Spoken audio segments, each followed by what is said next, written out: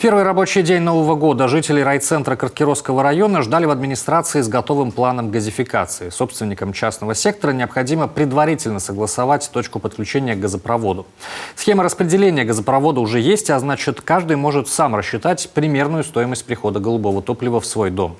Примечательно, что в Коми расширен перечень льготных категорий граждан, которые могут получить 100 тысяч рублей на газификацию. Виктория Палкина подробнее. 54-километровый газопровод – самый долгожданный энергетический объект для жителей 5 населенных пунктов. В сыктывкарских поселках Сеткиркиш и Лемью, карткировских Визяба, Жадодзе и самого Карткироса.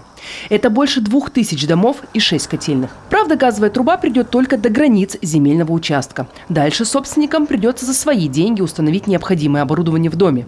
С января 2023-го увеличили компенсацию за эти работы.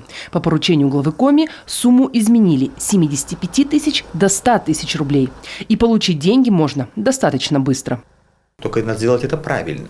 Не самому платить эту сумму, а заключив договор с той организацией, которая будет проводить работы, явиться в многофункциональный центр или в центр социальной защиты и предъявить эти средства к оплате. Тогда ваш договор будет рассмотрен, и в течение буквально месяца Центр социальной защиты перечислит той организации, которая выполняет у вас работы, ту сумму, которая необходима на газификацию.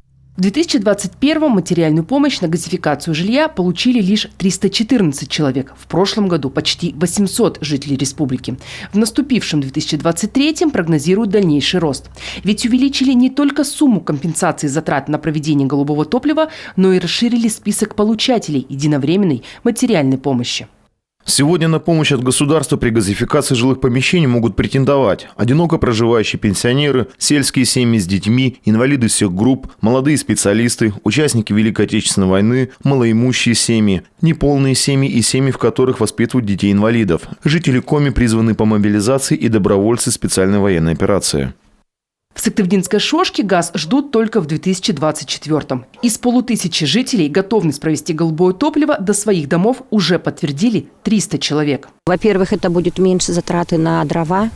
Лес у нас будет сохраняться, это в первую очередь. А во-вторых, людям будет намного легче отапливать свои жилые дома. В этом году газификация в республике будет идти сразу по нескольким направлениям. Планируется начать проектирование внутрипоселковых ниток в Печорском набережном, Усинской Парме и Сосногорской Поляне. Строительство газопроводов будет начато в Пажге и Визинге. Виктория Палкина, Иван Богомолов, телеканал Юрган.